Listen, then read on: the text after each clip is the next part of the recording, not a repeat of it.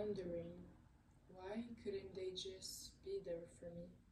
Why couldn't they give me the presence, the love, the affection, the care that they needed to give me? Why couldn't they just be there? And you start creating yourself stories. You start thinking things about yourself that aren't true. You start thinking that you're unlovable, you're unworthy, that it has to do with who you are. But if I can tell you something, it doesn't have to do about you, but about them and their own wounds, projection, and the fact that they haven't healed from what they themselves have went through. And so in this video, I hope I'll help you guys understand that yes, it's damaging when we don't receive the love that we needed to receive from someone close. But in this video, I'll give you some tips on how to start healing, to give yourself that self-love that you missed, and on how to understand better that it has nothing to do with you, but everything to do with them and their responsibility, that they needed to be there for you. The problem was never about you, the problem was about them. And I'm not saying that it's probably unconscious or it's conscious, but it's just to help you understand and to help you take off the guilt of thinking it has to do with you, that you're the problem, that you're unlovable, that you're unworthy, that you don't deserve to be loved, because that is not true. So if you don't know who I am, my name is Snejana. I have been going on a deep healing journey for over 2 years, and along the way I have learned how our childhood experiences, our patterns, shapes early on our limiting beliefs, how we see life, and how we act upon in life.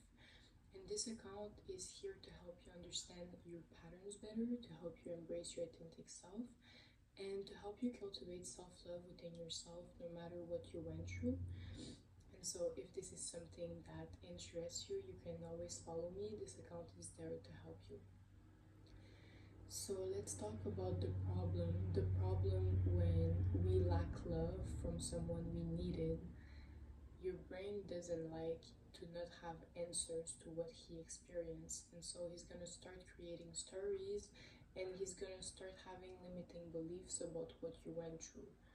And also, when you don't put the awareness, when you don't do the healing, when you go through something hard and you experience pain, and you don't have that awareness towards this experience, you cannot bring any sense of rationality. So if, for example, someone needed to be there for you and they weren't, like in this video I'm talking about, well, your first instinct is to believe that since they weren't there, it has everything to do with me. I'm the problem, I'm unlovable, I'm unworthy. And that is why healing is an important step, to deconstruct those limiting beliefs, to help you understand that it was never about you but about them, and about themselves, what they have went through, what they haven't healed, and how they projected that onto you, probably unconsciously, because people only meet you where they have met themselves. And so if this person didn't heal and they experienced the same thing that they projected onto you, well, they're not gonna know any better on how to do better and to act better. And so the reality is that it's not proof of your value, it's not proof of how worthy you are, or of how much love you deserve to have and how lovable you are, but it has everything to do with themselves, their wounds, their limiting beliefs, their experience, their own limits. And so let's talk about how healing leads to self-love. So when you start healing, when you start being there for yourself, you start to gain clarity and awareness about your experiences. And when you have that awareness, that clarity about what you went through, you get to the first step. You understand that it has nothing to do with you, but this experience led you to believe that you're unworthy, that you're unlovable. But it's not true. It's just because of this experience that you now believe that. And this experience, even though it caused you pain, it caused you damage, you know deep down that it doesn't determine how valuable, how lovable you are, but it's the consequence of what you experienced and the fact that you're not aware of it. And so it's gonna help you to deconstruct those limiting beliefs and to gain clarity. It's gonna break free from your limiting beliefs, you release insecurity and self-doubt.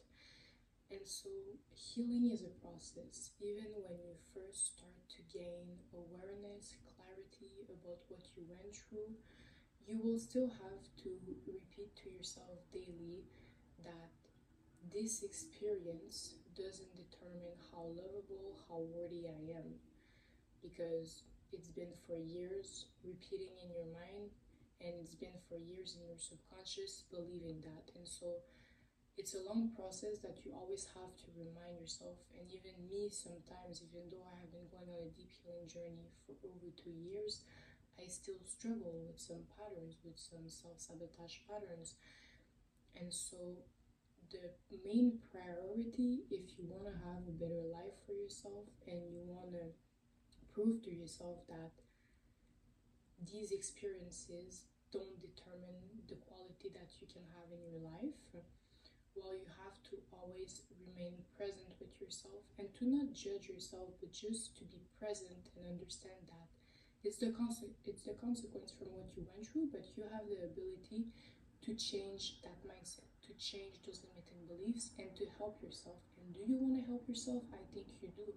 Even though it might be scary, even though you might not believe in yourself yet, you need to believe in yourself because it's going to be so worth it. And what you experience doesn't determine who you are, what you deserve, how lovable you are. Also, when you start healing, you're showing up for yourself.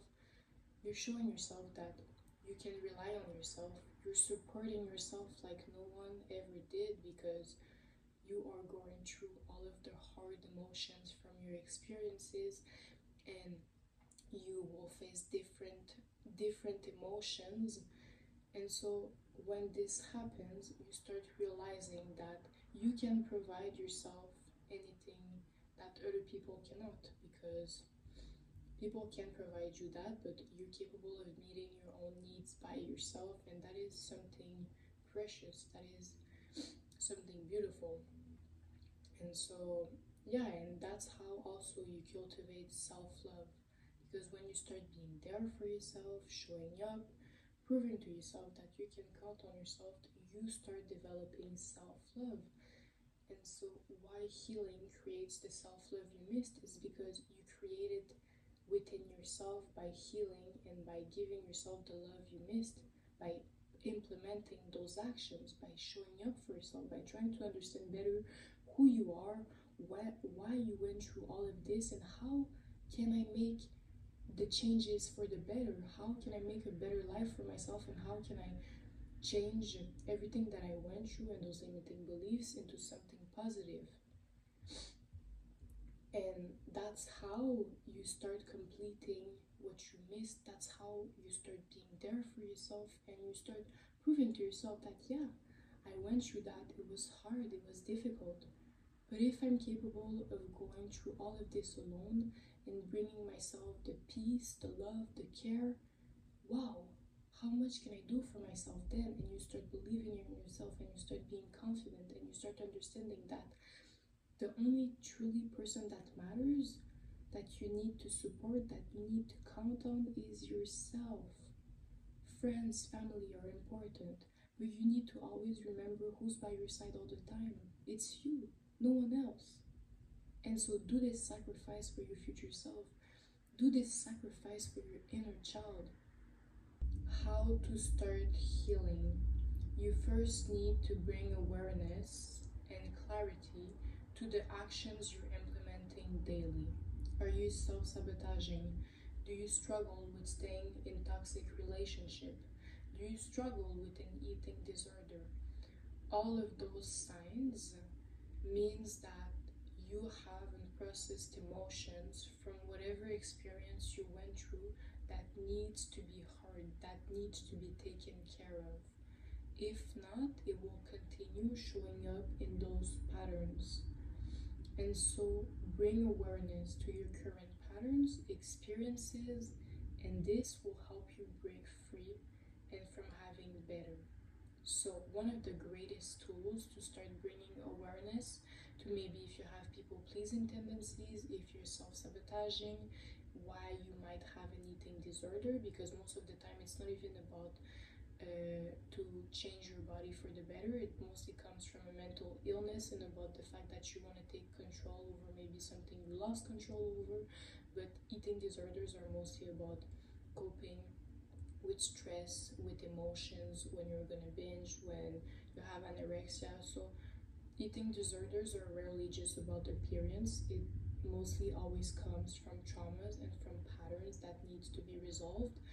And so one of the greatest tools I would recommend to start healing and to start understanding your patterns, your experiences, and your self-sabotaging or anything else better would be to do shadow work. Shadow work is amazing because it asks you the deep, tight questions rooted to the actions you're doing, and it's gonna make you reflect a lot. And maybe in the beginning you're not gonna understand and you're just going to answer to the questions by saying different things because you're trying to understand why you're doing this action, why you're implementing it. But I promise you, shadow work is amazing. And if you don't necessarily know how to answer in the beginning, it's normal because it's something new that you're implementing.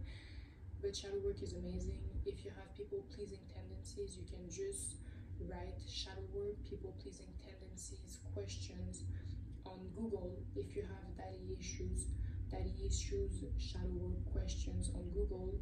If you even want to ask ChatGPT, you can ask ChatGPT. But those are amazing things. Also journaling. Journaling is amazing because when I journal, and I don't do it often, but I wish, and I'm gonna start doing it more, but it's amazing because we go through so many different emotions throughout our day. And when you start journaling, you start paying attention to how you really feel and to what you might have experienced today that you didn't thought of. And it will help you relieve those emotions. It will help you feel comforted because you're listening to yourself, you're being there for yourself, and you might even write things that you would have never written if you didn't journal, because it's going to make you be able to reconnect with yourself way easily than just thinking, oh, what did today made me angry, what did today made me sad. We go through so many different emotions that it's harder. And when you journal, I find it personally, in my opinion, that it breaks free from that difficulty to understand your emotions, but you unconsciously already write what's been going on in your mind because you don't want to write everything that you went through. You want to write the important things, and so it's going to be automatically like that. And I find it so useful and so helpful. And start being present with yourself, start reconnecting with your inner child, with the hobbies they used to love doing. When you reconnect with your inner child, it's healing because you start to do the things that you love doing. For example, if you loved drawing, painting, just going outside and playing, you can just go on a walk. If you like to cook and you like to bake sweets, do those activities. It's gonna heal your inner child without having to go through those unprocessed emotions, but it's gonna help. It's so helpful. And honestly, as I said, you're the person that's there with, you're the person that's always there with yourself. And so make the best out of it, make the best out of your time with yourself. And the last one would be to set boundaries. If you're in toxic friendships, if you have family members that are not respecting you, you need to start setting boundaries. If you're not taking care of yourself, if you're not protecting yourself, do you think other people are going to respect you, are going to protect you? And it's not about that, but it's about, we all went through so many hard things. We have wounds, we have patterns, but show yourself that even though I went through those things and some people didn't give me the things I needed to have, I'm gonna give that to myself. I'm gonna show myself that I can give myself anything I want. And that's how you also heal, because you prove to yourself that you can compensate anything that you had that you didn't had from others, and that's the beautiful part about healing. And so this was the end of the video, guys. I'll definitely make more videos about healing, but I hope you guys enjoyed it. And remember, you're all worth of love, you're all worth it, you're all valuable. And on that, I wish you all an amazing day. I see you in another video.